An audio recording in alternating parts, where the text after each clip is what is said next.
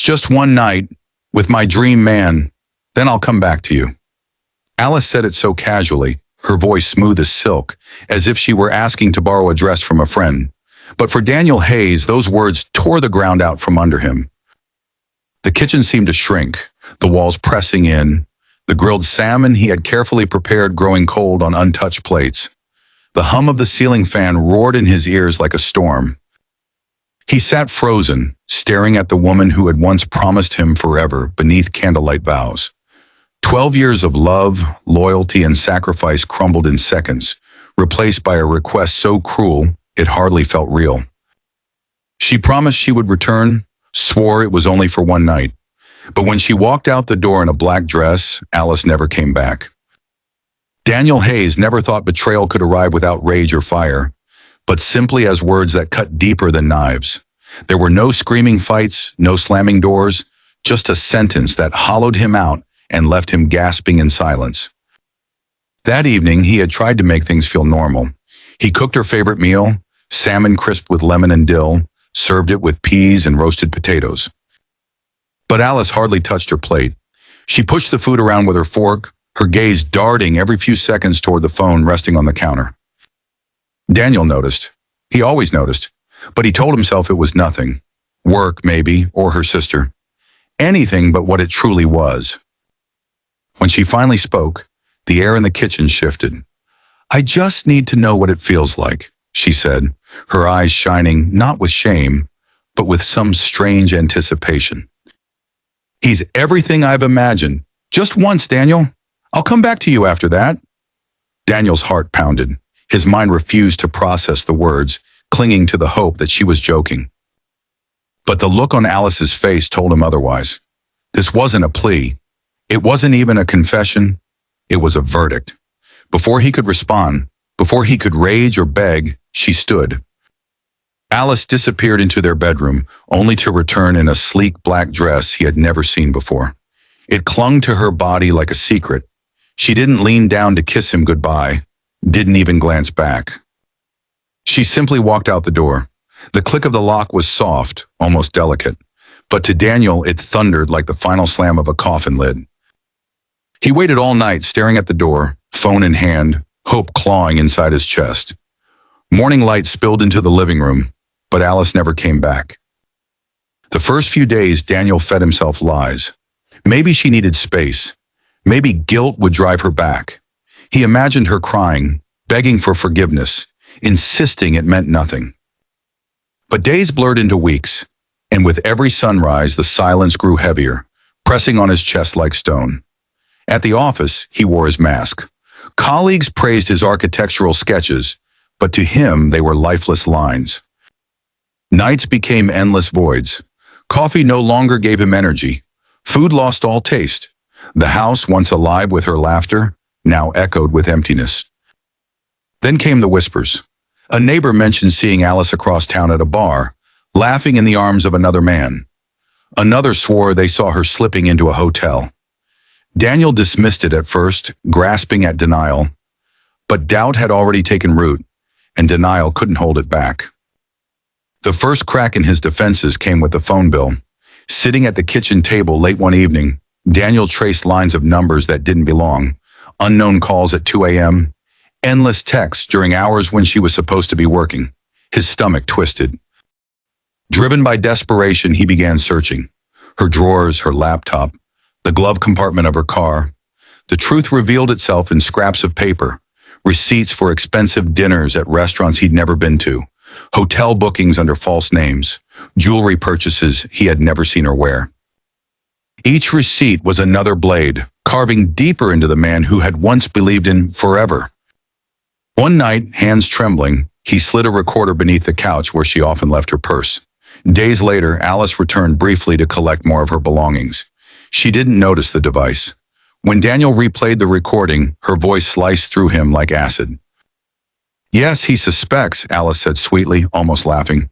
"But don't worry, he's too weak to do anything. He'll just sit there, waiting, while I live my life." Daniel dropped the recorder, shaking violently. He pressed his fists against his eyes, trying to erase the words, but they burned into his memory. The breaking point came when an old college friend, now working security at a luxury hotel, handed him a USB drive. "You need to see this," the man said gravely. Daniel plugged it into his laptop, heart pounding. The footage played, Alice stepping out of a hotel elevator, wrapped in another man's arms. They kissed hungrily, her body pressed against him in ways Daniel had never seen before. The timestamp mocked him. It was the very night she had sworn it would be just one night, but the video proved it had never stopped. The world tilted. Daniel was no longer a husband. He was a discarded shell of a man who had poured his soul into someone who mocked him behind his back. For days he drifted like a ghost, moving through life on autopilot. But then something hardened inside him. Beneath the grief, beneath the humiliation, a steel wire tightened. If Alice thought he was weak, if she thought he would just sit back and watch his life burn, she was wrong. Daniel began to gather everything. The phone bills, the receipts, the recordings, the videos. He cataloged them meticulously, building a fortress of truth. He wasn't a grieving husband anymore. He was an architect of justice. And when his collection was complete, he reached out to an old friend he never thought he'd need, a lawyer with a reputation for tearing lies apart in court. The lawyer listened, eyes sharp before speaking. "If you want justice, Daniel, heartbreak isn't enough. You'll need strategy." Daniel leaned forward, fire returning to his veins. "Then teach me." The storm was about to break. Daniel had always believed silence was safety. If he stayed calm, if he endured, life would eventually right itself. But silence was exactly what had killed his marriage. Silence was what let Alice slip away night after night while he sat in the hollow shell of their home. Now silence was no longer an option. The morning after meeting his lawyer friend, Daniel woke with something unfamiliar coursing through his veins. Purpose. His grief hadn't vanished, but it had transformed into something sharper. Not despair, not confusion, but determination. He started small. He tracked Alice's movements with precision. He wrote down the times she disappeared, the restaurants she frequented, the hotels she slipped into. His lawyer's advice echoed in his head. If you want to win, if you want her mask ripped away in a way she cannot deny, you must build a ladder of evidence, one rung at a time, each rung leading higher until she cannot climb down. So Daniel climbed. The text came first. He installed software on the old laptop they once shared. Alice had grown careless, assuming Daniel too broken to notice, but the messages spilled across the screen like poison. "Last night was unforgettable. I need you again. Don't worry about him. He's harmless." Daniel's chest tightened, but instead of collapsing, he saved them. Screenshot after screenshot. He archived every cruel word, each line of betrayal. The receipts were next. Alice had grown reckless, charging expensive meals and hotel stays to their joint account, as though daring him to confront her. Daniel cataloged each one, pinning the dates against her text messages, layering evidence like bricks in a wall. Then came the recording. One evening, Alice left her phone charging on the table while she showered. Daniel pressed record on his own device and slid it nearby. His hands shook with guilt. But when he replayed the audio later, guilt gave way to fury. Her voice dripped with contempt. "He still thinks I'll come back. Poor man. He doesn't realize I'm finally living. He was just a stepping stone." Daniel's hands trembled as he shut off the phone. He pressed his forehead to the wall, his breath ragged. She hadn't just betrayed him, she mocked him, and she believed he would never fight back. The ladder was nearly complete. Proof of lies, proof of betrayal, proof of intent. But what Daniel didn't yet have was leverage, something undeniable that would obliterate her carefully maintained facade in public. That's when his lawyer suggested the unthinkable. "Expose her," the lawyer said, his voice low. "Not in shadows, not in whispers, in the open. Alice thrives on secrecy. Strip that away, and you strip her power." Daniel hesitated. "You mean public?" "Yes, public, but controlled, not reckless. At the right moment, in the right place, where denial won't matter because the truth will already be undeniable." The thought terrified Daniel. For weeks, he had lived with the shame of being the humiliated husband. To expose her meant exposing himself too. But then he remembered her laughter in the recordings. He remembered the hotel video. He remembered the promise, just one night, and how easily it had turned into 1,000 lies. Fear hardened into resolve. The lawyer introduced him to Carter, a private investigator with a grizzled face and a camera always hanging around his neck. Carter asked no questions. He simply followed Alice. Within days, the photographs began to arrive. Alice at a cafe, holding hands across the table. Alice slipping into the same hotel, her lover's arm draped around her. Alice emerging hours later, hair tousled, cheeks flushed. Each photograph was a knife, but Daniel pinned them all to a corkboard in his study. He connected them with dates, receipts, and messages, building a mosaic of treachery. Each night he stared at it, sickened and yet strangely strengthened. Then Carter delivered something Daniel hadn't expected. One rainy evening, the investigator appeared at his door with a grim expression. "There's more," Carter said, dropping photos on the table. Not just Alice and her lover this time, but her in hushed meetings with two older men Daniel didn't recognize. Well-dressed, powerful-looking, passing envelopes across tables, shaking hands like businessmen sealing dark deals. "What is this?" Daniel whispered, his throat dry. Carter's eyes narrowed. "I don't know yet, but your wife isn't sneaking around just for passion. There's money here. Big money." Daniel's stomach knotted. His lawyer examined the photos, frowning deeply. "This isn't just infidelity. This could be fraud, blackmail, something organized." Cold dread slid through Daniel's veins. Was Alice dragging him into something criminal? Had her betrayal reached beyond their marriage into something that could ruin not just his heart, but his career, his freedom? The lawyer placed a steady hand on Daniel's arm. "This changes everything, but it also gives us leverage. If she's tied to something illegal, exposing her could do more than end her lies. It could bring her down entirely." Daniel's chest heaved with the weight of the choice. Alice, the woman he had once held under candlelight vows, had become a stranger, maybe even an enemy, and yet grief still lingered. Could he really destroy her? Could he watch her fall? Then he thought again of her voice. He's harmless, too weak to do anything. Daniel clenched his fists, staring at the board of evidence. Weakness was over. The fight had only just begun. The nights grew heavier as Daniel's plans sharpened. Sleep was no longer refuge, it was battle strategy. He lay awake staring at the ceiling, every memory of Alice twisting like a blade. But instead of crumbling, he rebuilt those memories into armor. Every lie she told became another nail in the coffin of her old life. His lawyer's words echoed, "Don't just confront her. She'll deny, twist, turn the story back on you. You need the truth revealed so publicly, so undeniably, that she cannot escape it." Daniel hated the idea. He wasn't a man who lived for spectacle.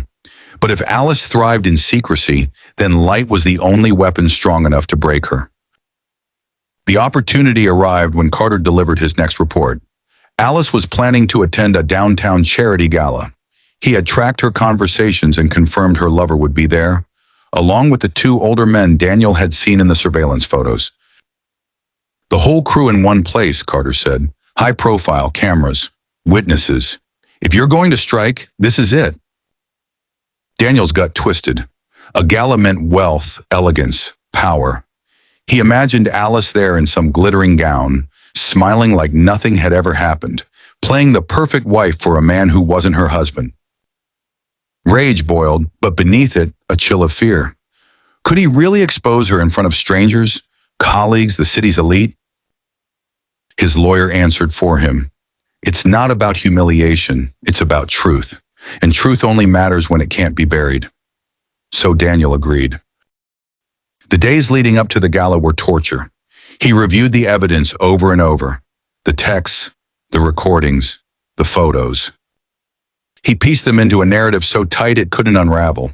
Carter worked on securing projection equipment discreetly, ensuring the moment of revelation would be impossible to ignore. When the night came, Daniel put on the suit he hadn't worn since their 10th anniversary dinner. It hung looser on him now. Months of sleepless nights and hollow meals had carved him thin. In the mirror, he barely recognized himself. But in his eyes, he saw something new. Fire. The ballroom shimmered with chandeliers and crystal glasses. Daniel moved among the crowd quietly, almost invisible, until his eyes locked on her. Alice. She was breathtaking in a crimson gown, laughter bubbling as she clutched a champagne flute. At her side stood the lover from the hotel footage, smug and careless. And just as Carter had predicted, the older men lingered nearby, cautious, exchanging looks as if guarding secrets. Daniel's heart pounded, but his steps were steady. As he approached, Alice turned. For a fraction of a second, her face betrayed shock. But then, like a practiced actress, she masked it with a dazzling smile. "Daniel," she exclaimed brightly, "what a surprise to see you here." He didn't answer. Instead, his hand slipped into his pocket. Carter's voice echoed in his mind. One push of the button, and the curtain falls. Daniel pressed it. The music dimmed. Lights shifted. Confused murmurs rippled through the crowd. Then the giant screen behind the stage flickered to life. Gasps erupted as footage rolled. Alice stepping out of a hotel elevator, her lover's lips pressed to hers, their bodies entwined. Guests whispered in disbelief, some covering their mouths. Alice's face went pale, her hands trembling. But Daniel wasn't finished. The screen flashed with text messages. "Last night was unforgettable. Don't worry about him. He's harmless." Each word glared across the ballroom, stripping away the image Alice had so carefully built. Then came the photos. Alice with her lover at cafes, slipping into hotels, smiling as if Daniel's existence had never mattered. Finally, Carter's surveillance shots appeared. Alice in hushed meetings with the older men, envelopes exchanged in secret. The ballroom was alive with shock. Murmurs turned into accusations. The mask Alice wore cracked under the weight of 100 eyes. "Stop this," she hissed, stepping toward Daniel, her face twisted with fury. "You don't know what you're doing." Daniel's voice was calm, steady, stronger than he thought it could be. "For the first time, Alice, I know exactly what I'm doing." The crowd watched. The lover beside Alice shifted uncomfortably, his confidence dissolving. The older men slipped toward the exits, their power evaporating under the harsh glare of exposure. Alice tried to laugh, her voice strained. "This is insane. He's obsessed. He's twisting everything." But Daniel's lawyer stepped forward, his voice booming.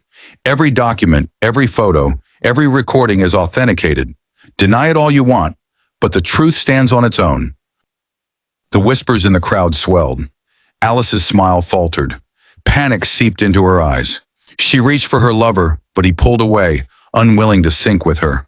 For a heartbeat, Daniel thought it was done. The evidence had spoken. The truth was out. But then Alice's fear hardened into something colder. Her lips curled into a cruel smile.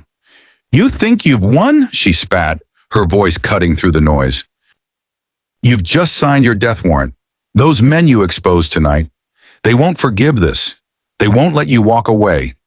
You're not just fighting me anymore, Daniel. You've made enemies you can't even imagine." The room went silent. Her words hung in the air like a storm cloud. Daniel's blood chilled. He had wanted justice, but he had also pulled at threads far darker than infidelity. Alice's eyes glittered with twisted triumph. "You'll regret this, and when they come for you, I won't be there to protect you."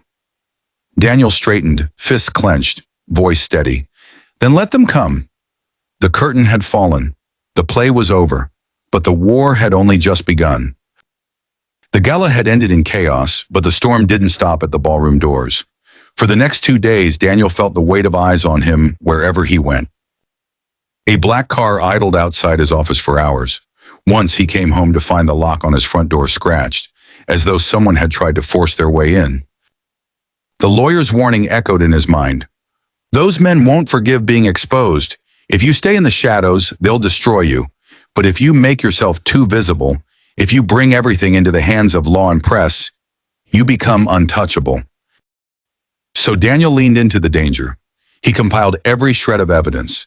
Alice's texts, the recordings, the hotel videos, Carter's photos, even the financial records linking her to those older men. He handed it all to the police. Detectives opened a file not just on Alice, but on the network behind her. Carter swore an affidavit. The lawyer filed a case.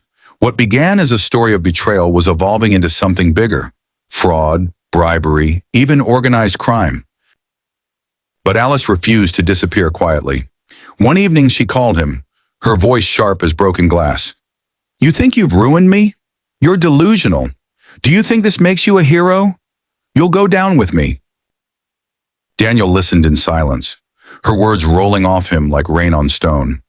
When she finished, he spoke quietly. "It's not about you anymore, Alice. It's about truth." Then he ended the call. The trap was sprung at the courthouse. A hearing was scheduled on the financial evidence. Alice arrived defiant, dressed in black, her lawyer at her side. But her bravado couldn't mask the cracks. The men she once dealt with didn't show.